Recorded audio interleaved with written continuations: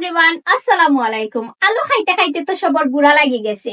ভাবলাম নতুন একটা আলু দিয়া রেসিপি বানিয়ে লই আইসো। আজকে আমি আলু দিয়া আলুর খনি তারে আলুর খনবে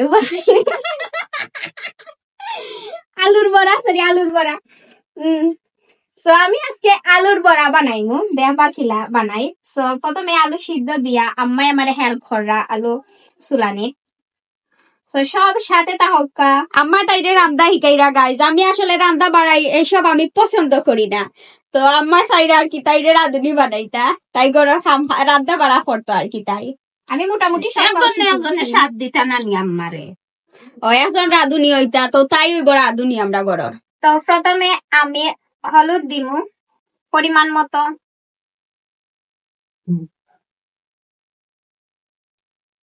মরিচ এলা কুলেন,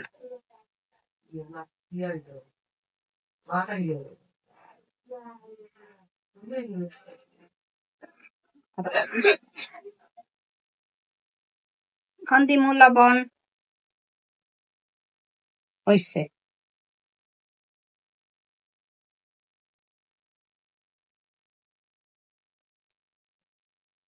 এখন দিমু পাঁচ ফোড়ন।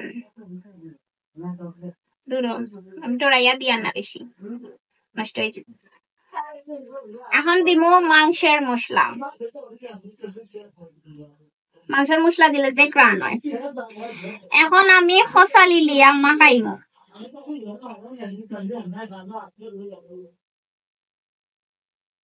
পরিমাণ মতো যে যতটুকু বানাইতে চাইরা ও ততটুকু ময় মশলা দিবা, বেশি দিলে আবার খাইতে পারতো না। তো আমার মশলা মাখানি প্রায় শেষ। তো আমি এখন আলু আগুন গালি লিমু।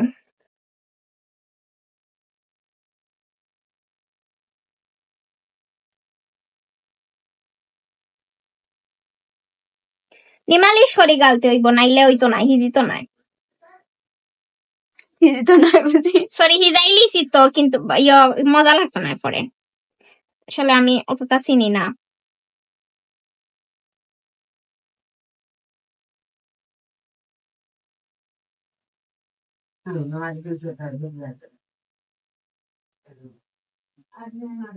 মারিতা এক শক্তি, আমার আতরে এক মারলে ওইটা গলি যায়। এখন আমি ময় মশলা অসিন আলুর লগে মাখাইয়া খসালিয়া মাখাইয়া অ্যাডজাস্ট করমু। খরিয়া পরে ময়দা দিমু। আসলে ইফতারির সময় ডাইলর বড়া খাইতে খাইতে অনেকের বুড়া লাগি যায়। সো একটা নতুন রেসিপি সবে চাইলে বানাইতে পারবা আমার লাহান বইয়া গরম। এখন আমি ময়দা দিমু। ময়দা দিলে আর কি একটু হইব, জোর জোর হইব।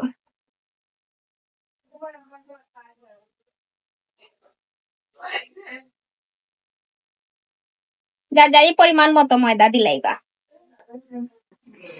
সো অত বড় বড় করিয়া এখন গিয়া তেল ডালমু আমি। আম্মাই তেল গরমও বয়াই দিছে।